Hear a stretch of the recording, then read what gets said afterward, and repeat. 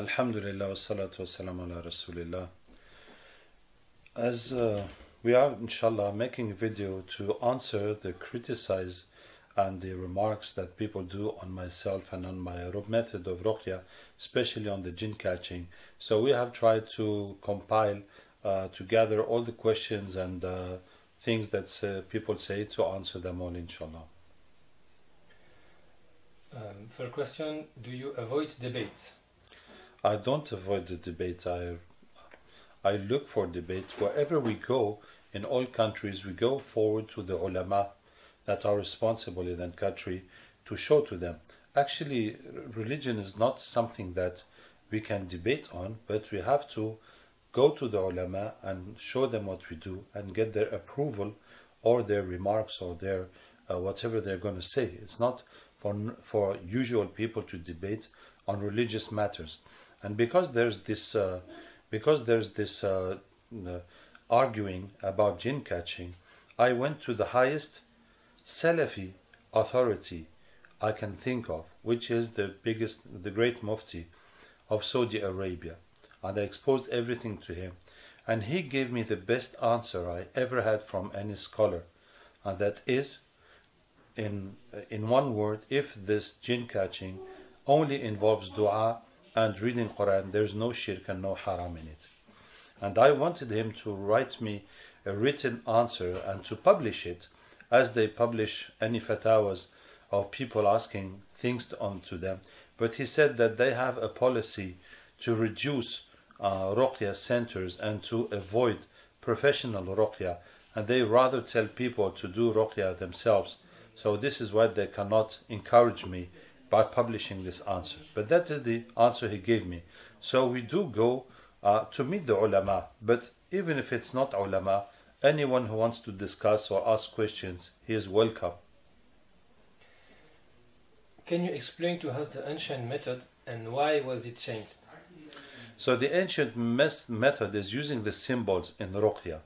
At the beginning of ruqyah, if someone has magic, for example, done on a tree, and we will know that because he will be dreaming of himself falling or flying. So we will tell him to wash with the Quranic water and gather the water and throw it on a tree, on any tree that is higher than him, with the intention of throwing on the sihr that has been done to him, as if he had found it and he's throwing on it. And that works and the sihr is destroyed. And if it is in the water like river or sea, who will get any points of water that is closest to him and throw the water there.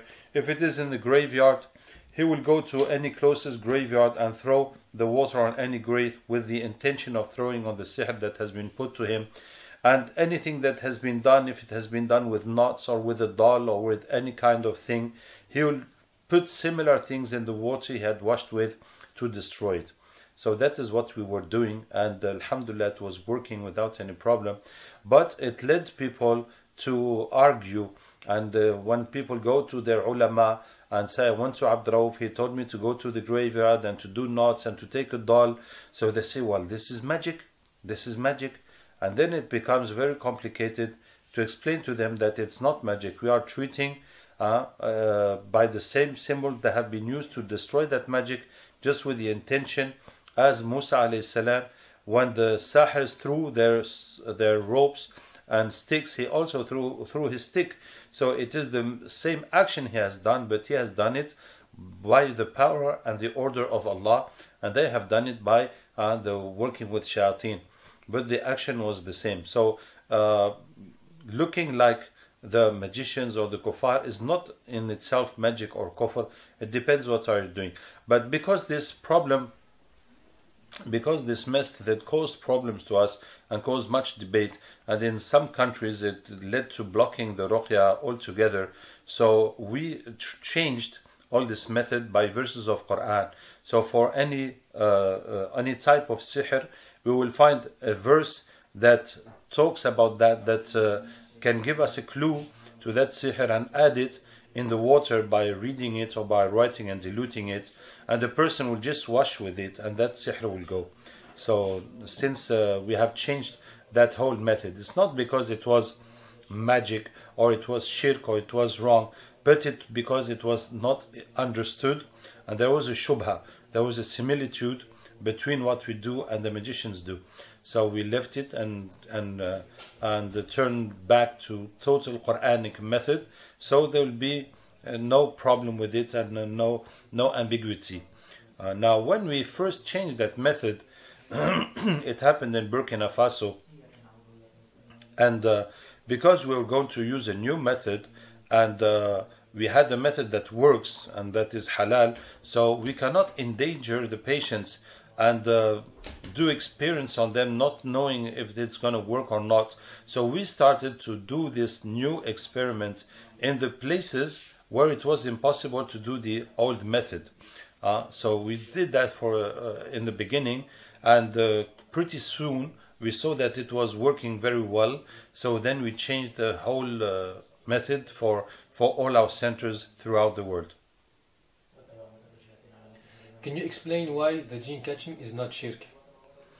Well, the jinn catching, when a patient has jinns that speak, we will work on them to make them embrace Islam. And once they make shahada, we make sure they are really Muslim, because their body must change from black to white. And also, they must not suffer from the Quran. If you read on the jinn and the jinn said, okay, I make shahada, la ilaha illallah, Muhammad Rasulullah, leave me now. So that means he's not really Muslim. Because if he was really Muslim, your reading will not harm him anymore, and he will not ask you anymore to stop and to leave him. So that shows that he's just lying, or he did not understand what is the shahada, and he's still in the shirk and working with the devils and working with the magician. So he has to become white, and he also, the Quran must not burn him.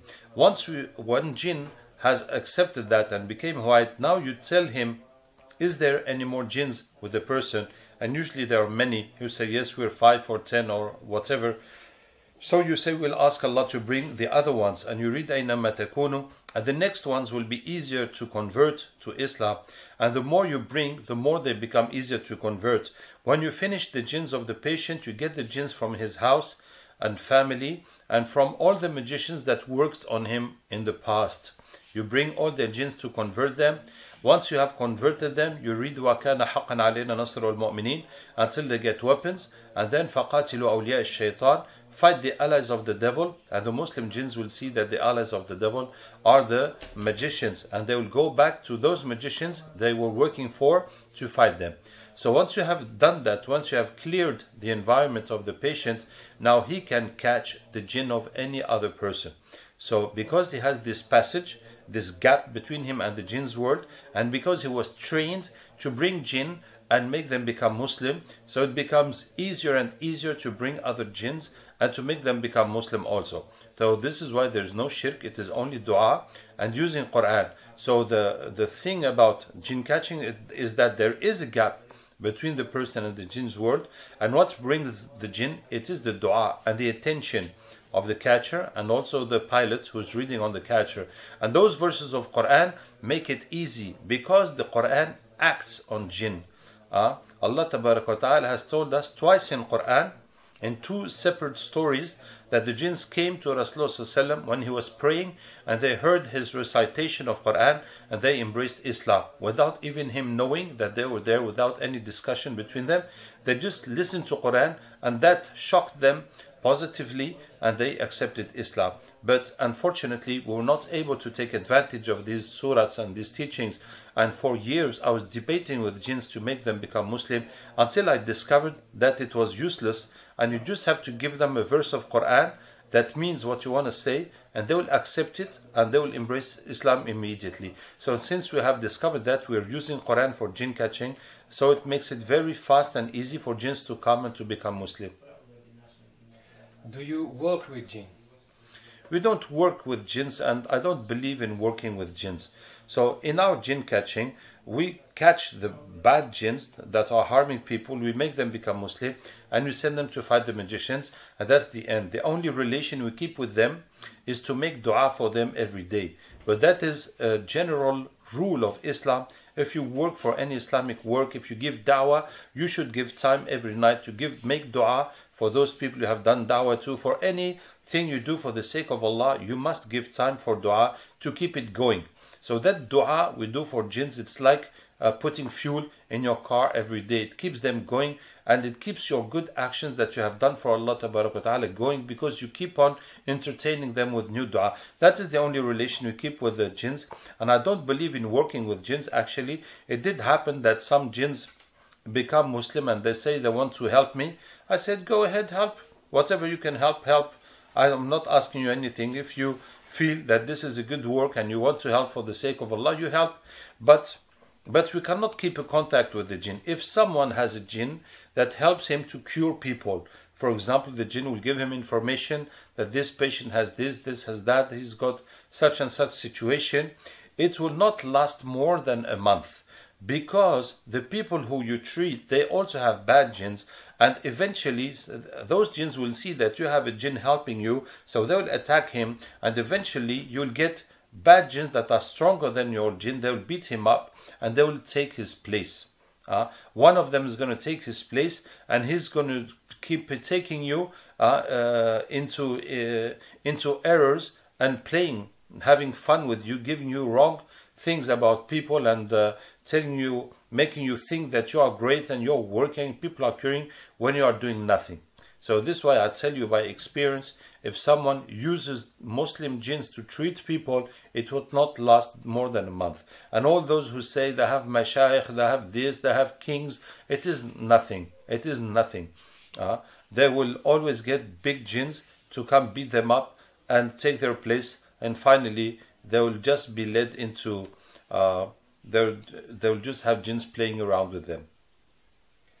Can we say that the jinn catching is not Islamic because Rasulullah ﷺ did not do it?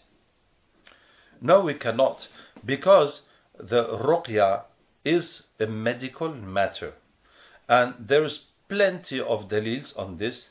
The clearest dalil is the hadith reported by Muslim that Rasulullah ﷺ, when he came to Medina, when he made hijrah, the people who used to do ruqyah in Medina came to see him and said, Ya Rasulullah sallallahu alayhi wasallam, we used to do ruqyah before Islam, what do you say about it? And Rasulullah sallallahu alayhi wasallam said, recite me your ruqyah, because ruqyah means healing by words, by things you say. There's no harm in doing ruqyah as long as there is no shirk. So Rasulullah sallallahu alayhi wasallam allowed all the ruqyahs that were used before Islam, as long as there are no shirk, because they were idol worshippers, so they could put names of idols or names of jinns or things that are shirk in their du'as, in their words. So provided there is no those things, any words you have found that help to cure people, you can use it. So that's what Rasulullah reported by Muslim, and there are many dalils that the ruqyah is not something that is tawqifi, that needs to be taught by Rasulullah, needs to be taught by Islam. You have the 4 conditions of ruqyah, that are 3 conditions well known to the scholars. First, it has to be Quran or Arabic language or any language you can understand, and that shows that it does not have to be taught by Islam, because it could be any language you understand or in Arabic, and it will be accepted as ruqyah. So it does not have to be something that is taught by Rasulullah. And the second condition is that there's no shirk in it. And the third condition is that you don't believe that the ruqyah cures by itself, but only by the power of Allah. You see, so fundamentally ruqyah is not something that is taught by Islam, is any method one can use to treat by words. But now that these words are Quran and we are using Quran, so there's absolutely no doubt that it is halal, because any other words, as long as there's no shirk, are accepted. So what about Quran? There's no harm in using Quran, and there is no need for any dalil, because the whole Quran is shifa. As Allah says, وَنُنَزِّلُ مِنَ الْقُرْآنِ, we bring down a Quran that is a remedy and a mercy for believers. So the whole Quran is remedy. So however you use the Quran, as long as you don't use it in a sinful way, like with najasa, or reading it in toilet, something that is forbidden. Any proper use you do of Quran for shifa, that is under this verse that we give down the Quran, that is shifa, that is a remedy. Did Rasulullah ﷺ teach us clearly about ruqyah? No, Rasulullah did not teach clearly about ruqyah. And the proof is that the Sahaba used to do the ruqyah before Islam, and Rasulullah just controlled, is there any shirk or not? And look at the other story when the Sahaba met a tribe, when the chief of the tribe was bit by a scorpion, and one Sahabi went to do ruqyah, and he did ruqyah by Fatiha on him, by Surah Fatiha. And when they came back to Medina, and Rasulullah asked him, وَمَا أَدْرَاكَ أَنَّهَا رُقْيَةٌ, how did you know that Fatiha was a ruqyah? That this Surah Fatiha had the power to cure. So that means that before this story, the Sahaba did not know, and Rasulullah did not teach them that you can use Fatiha to cure as a ruqyah. And he said, شَيْءٌ أُلْقِيَ إِلَيْ أَوْ شَيْءٌ أُلْهِمْتُهُ. He said, it just came into my mind, or I was inspired in that way. So Rasulullah did not teach them, and whoever uses Quran in any way to treat, he is welcome. In any proper way that's not najasa, not something forbidden, it is accepted. Some people say Quran is for hidayah and not for calling jinn. The purposes of Quran are not limited into hidayah, into teaching, into whatever you want. Quran can be used for protection. Of course, we know Ayatul Kursi before sleeping as protection, and how Rasulullah went in Surah in Hijrah, and he was reading وَجَعَلْنَا مِنْ بَيْنِ أَيْدِيهِمْ سَدًّا وَمِنْ خَلْفِهِمْ سَدًّا فَأَغْشَيْنَاهُمْ فَهُمْ لَا يُبْصِرُونَ. And those youth who were sent to kill him, they did not see him pass. So it is used for protection, and it is used for shifa.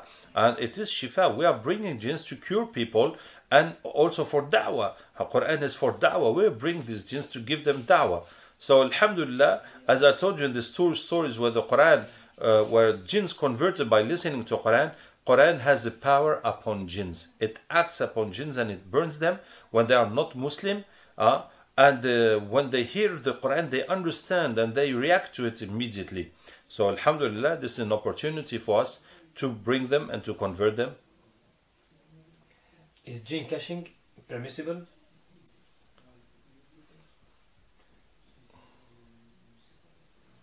En fait, yes, explain. What is the question? Jinn catching ruqyah is not permissible because it is seeking help, assistance, and cure through jinn, which is shirk.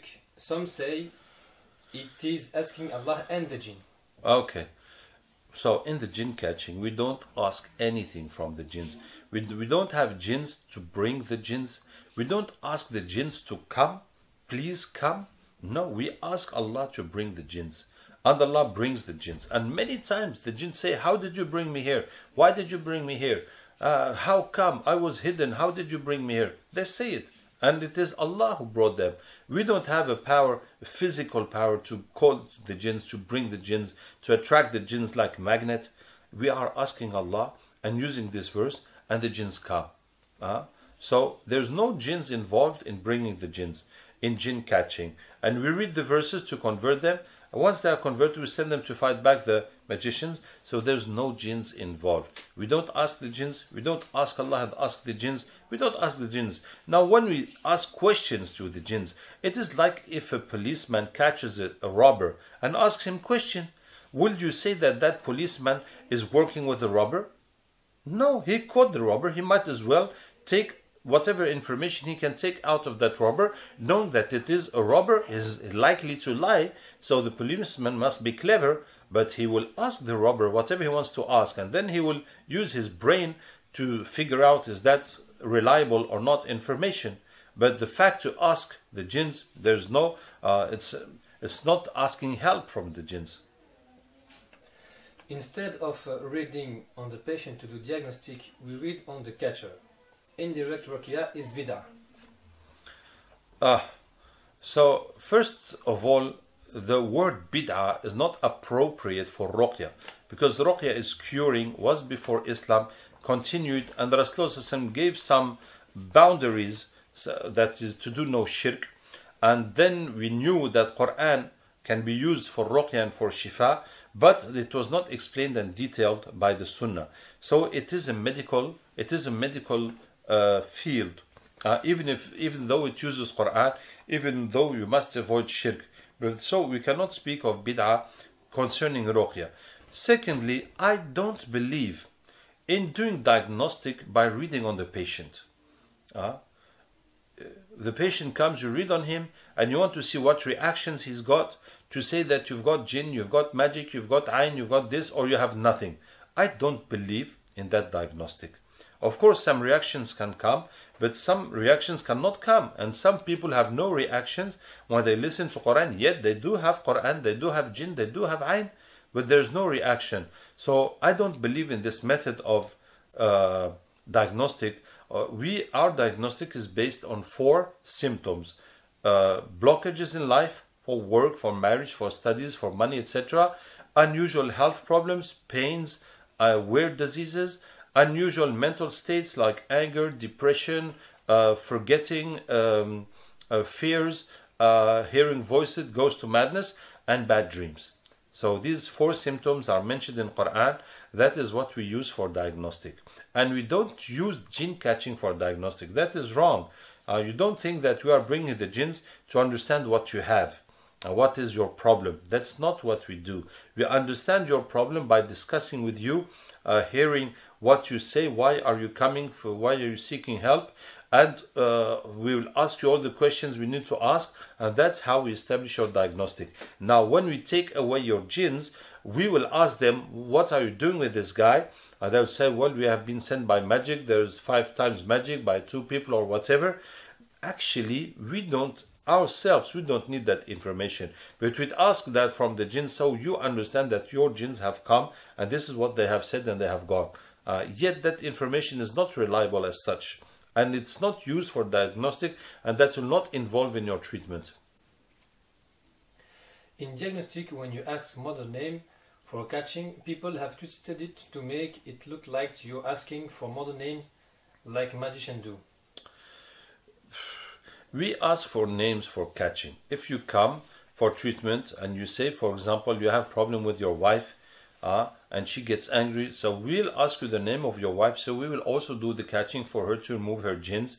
And any person you want in your family or whoever you want that I would like you to help, my mother or who, so you give the names, and we'll also do the jinns to remove their jinns. So we will get some of their jinns, but it's not as efficient as if the person is in front of us. But anyway, it will help. It will, whatever help it can help, that will help the person. So this is why we ask for names, for various names. For example, if it is a child that is affected by magic, it is very likely that this magic comes from his mother.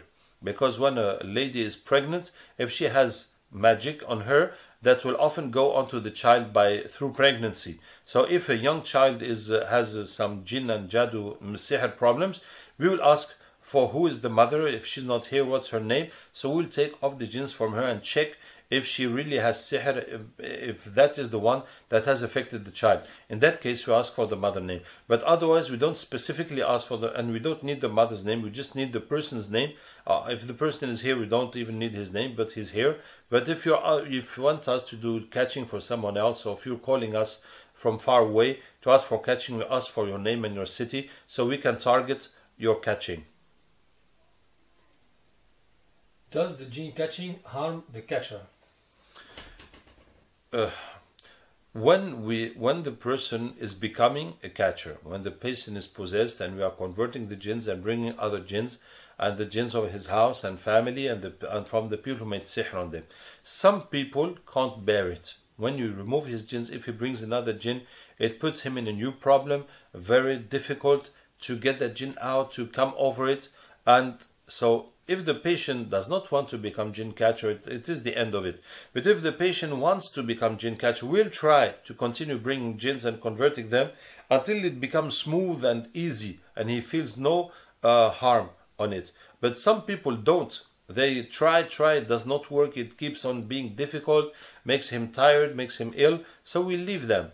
And we only keep those who can do it without any problem. And alhamdulillah, we are a group, and we are Muslim brothers and sisters, and we are the first ones. We don't want our fellows to be harmed, and they themselves, they will not. If anyone in Ruqyah says, no, this is not suiting me, I'm getting problems, so he's going to stop. And any jinn catcher can stop, and he will go back to normal life, and his breaches will close, and that will be the end of it. But alhamdulillah, those we keep, they don't have any harm, no physical, no mental, no marriage harm. They are living normal lives, alhamdulillah.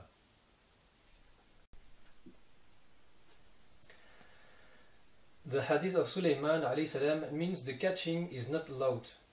What do you think about this?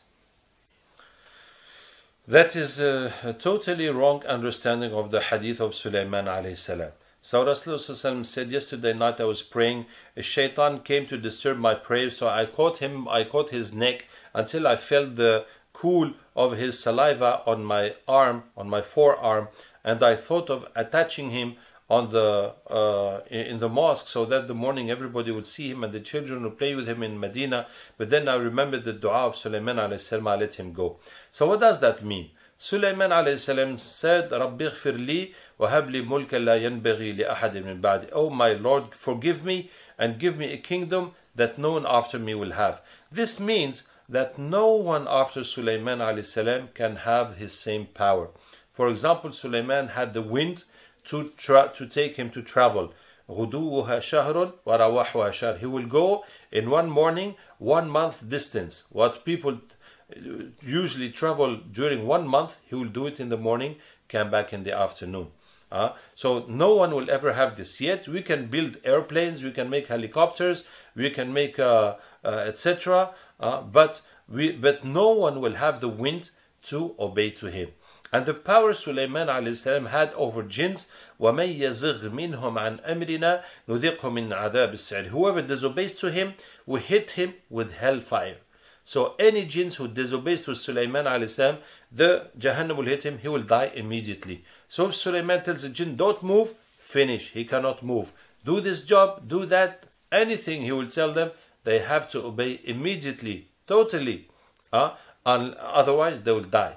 So that is the power Allah have given to Sulaiman to command the jinns by his words. Of course, we don't have this power. No one can have this power. But Allah Ta'ala has made that when the jinns come into our world, he becomes vulnerable, and you can catch him, you can kill him, you can do whatever you want. Like the story of Abu Huraira radiallahu anhu, when the jinn, the shaitan came to rob the zakat, he caught him. And 3 times Rasulullah said, what are you doing with your prisoner? What happened with your prisoner? So he was his prisoner. So when the jinn come, you can catch him. It is possible. It is possible because Rasulullah did it and Abu Huraira did it. And it is permissible. If he has come, you can fight him, you can catch him, you can kill him, you can attach him.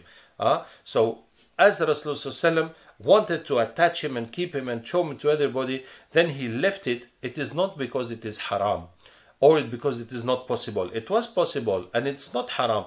But as a respect for that specific dua and specific power of Sulaiman alayhi salam, Rasulullah left him. So what we do is exactly what Rasulullah did. We catch the jinns, just the time to convert them, and we let them go. So it is all the opposite. This hadith shows that it is possible to catch the jinn and to release them. It is possible and it is not haram. And some people will say, but Rasulullah, so it is incredible. I said this to someone, he said, but Rasulullah caught the jinns when he came in front of him. But how can you catch the jinn inside of a body? You see, so these people, they don't have any argument. They just keep on looking for an argument. That's not normal. If you have something against jinn catching, you say it and you stick on it. You don't keep bringing something else. Like one told me, I answered all his arguments and he said, I don't have any more arguments, but I'm gonna look until I find a proof against jinn catching. I said, this is not normal. You must follow the proofs. It's not the proofs that will follow you. You have no proof and you believe jinn catching is bad. And now you're going to look until you get a proof. But why do you believe it is bad? You have no proof. Why should you believe it is bad? So you must change your mind if there's no proof. So what am I saying? So then he told me, but Rasulullah caught the jinn when he came as a being, as an apparent being. But how can you catch him inside the body? I said, well, yes, there's a hadith that Rasulullah caught the jinn inside the body. When Rasulullah was with some Sahaba that wanted to eat, and the young girl came running, rushing to eat, and he caught her hand. And then a man, Arabi, coming from the jungle, was rushing to eat, and Rasulullah caught his hand. And then Rasulullah said that Shaitan wanted to eat, and he brought this young girl to eat without saying Bismillah, so he can eat. And I caught her hand, and then he brought his man, and I also caught his hand. He said, Wallahi, his hand is in my hand when I caught her hands. So that is the proof that Rasulullah caught the jinn inside the body. Why do jinns act the same and speak the same language in the catching? Well, yes, because when the jinn comes through a catcher, he will come through his personality. And for example, the jinn reads your mind. Before you put words on your thoughts, the jinn can read your thoughts. That's why the jinn can make waswas. Whatever language you speak, he does not need to know your language. He can speak right into your brain, right into your feelings, right into your thoughts. So when a jinn comes, he mostly will speak the language of the person. Will it be someone possessed or in the jinn catching? And it happens, but it's very rare that the jinn will speak a language that the person does not speak. A human language of some other country, or a language that's not even human, that sounds like barking or sounds like something that's not human at all. That does happen, but it is rare. Mostly the jinns will speak the language of the person. And the jinns will also speak the standard of language of each person. If someone has a high standard of language, the jinn will come speak that way. And if someone is very rude and brutal and he's not educated, so the jinns will also speak his way. And that is what we get. And we get some catchers, there in their life, they speak a lot. So when the jinn comes, he starts just blah, blah, blah, blah, blah, saying plenty of things of what he was doing and what the person has. And some other catchers, there's people who don't speak a lot. And some catchers don't like jinns to speak, and they don't believe what jinns speak. So when the jinns comes into that person, it is very, very hard to get any kind of information through that jinn. So when the jinn comes, he comes through the personality of the catcher, that is for sure. So there's an influence of the personality of the catcher. And some catchers, they are violent when they catch. The jinn makes a lot of noise and a lot of movements. And any jinn comes, he will do that way. And other catchers are calm. So any jinn come, he will also be calm. So that is the way it is. Are people possessed or catcher acting psychologically because they have seen the same scenes? I don't remember any patient that I said, no, you have a psychological problem, you hear voices, or you act like this, or you hate your husband, that is psychological. No, all these symptoms are symptoms of jinn and magic. So I never seen one person behaving like possessed when he was not possessed, just because he saw a film or he heard something about it and he started acting the same. I never seen this. And we had some fake catchers. It happened twice, as much as I can remember.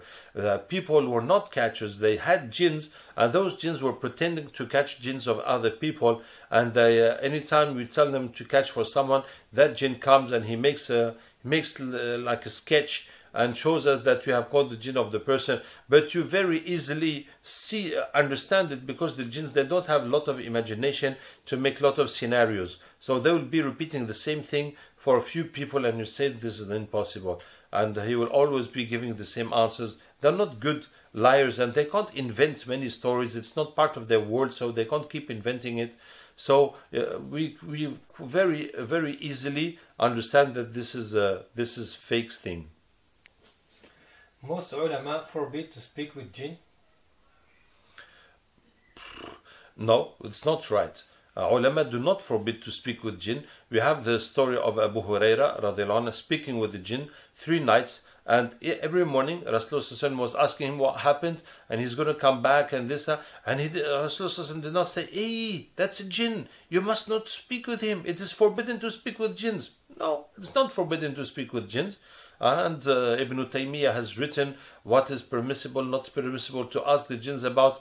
And there's a story of Ibn Baz, Abdul Aziz Ibn Baz, former Mufti of Saudi Arabia, rahimahullah, that one girl was possessed by jinn, and the jinn said he wanted to speak with Bin Baz, and so her father was attending the courses of Bin Baz. He told him, and Sheikh Bin Baz came, or they brought the daughter to him, and Bin Baz, rahimahullah, spoke with that jinn for 2 hours, and then he said, yes, what he's saying is correct. It is part of the fatawi that is published of the Saudi Arabia ulama concerning jinn and magic. So there's nothing that is forbidden to speak with the jinns. It depends what you speak with them, or if you're going to believe them absolutely, or if you think he's going to give you some great information. Anyway, so some ulama will forbid to speak with jinns because they're afraid that people go beyond boundaries and do wrong things with jinns and go astray with this. This is why they will forbid as ihtiyat, yani as a matter of caution, but in itself it's not forbidden. If you don't believe jinns, why do you speak so much with them? Well, the videos we do is to explain to people and to show that to people. But in our daily ruqyah, we speak very little with jinns, and when we do the catching for the patients, we know how it works, and we bring jinns, we convert them. We very rarely and very little we speak with jinns. But because there's too much shirk, you see, the other day we did the catching for the volcano and the mountain in Malaysia, and also that temple. So that lady who asked me for the catching for the mountain, she told me that yes, indeed, her village, because she told me, please catch those jinns before they do the earthquake and they destroy our mountain. And I said, no, the jinns cannot do earthquake, but they make people believe they will do earthquakes, so you do sacrifices for them. And she said, yes, all her village does that. They do sacrifices for the jinns so that the jinns don't do earthquake and don't destroy them. And it is just the jinns yani, making fun of them and putting them into shirk. So it is to fight that shirk and to give awareness to people on how jinns are and how jinns push people into shirk that we do these videos. And also to fight the evil that is going on earth. And you have to understand that people use magic and shirk very, very much. An example against Muslims. For example, terrorism. You have these Muslims killing people in so many different countries. So you say, what's happening? Is everybody turning crazy? You can't say it is an exception. It's not an exception. There's so much everywhere. Killing people. So someone is behind it. Someone is sending jinns on Muslims to do that. But only the Muslims who already have jinns and magic can be controlled by new other jinns, and that push them to kill each other, to make disorder against amongst Muslims. So it is important that we understand why this phenomenon. Are we all becoming crazy, or what's happening to us? Why is ruqyah more developed in Africa? Yes, my ruqyah is more developed in Africa, mashallah, because I spent my first campaign in Africa was 2005. And before that, for 8 years, I was treating people in France. I trained 10 people on ruqyah. In those 30 days I spent in Africa, I trained about 30 people on ruqyah, plus I trained on psychotherapy, plus I did 17 conferences and 3 times in radio, everything. So there's so much more demand there and so much more people ready to learn and to fight. So this is why I spend more time there and I get more people training. And of course it is much easier to open a center in Africa. Even relations with authorities is easier. So where there is more result, that's where I'll spend more time. Alhamdulillah. And inshallah, may Allah make it easy for Pakistan, India, Malaysia, Indonesia, Turkey. What do you say to those? But Arab countries are very difficult. Authorities are difficult. and people also are quite difficult compared to other nations, with all my respect. Is jinn catching used to for diagnostic? We already answered that. We don't use it for diagnostic. What do you say to those who accuse you of anything? Yes, some people accuse me of anything, really anything. Like, for example, I went in one country. Well, it's in how's it called? In Gabon. I went in Gabon. Allah Ta'ala made that we were in the hardest Salafi masjid in the capital city, Libreville. And I spent 2 weeks there. The first week was fantastic, and we did perfect work. And it is a very big masjid with 3 floors. Alhamdulillah, we had very nice work. After 1 week, they realized I was a guy from Tabligh Jamaat. And that masjid, those people, they're really against Tabligh Jamaat, always preaching against Tabligh Jamaat. So now they were very upset how they received me and put me forward, etc. And I am from Tabligh Jamaat.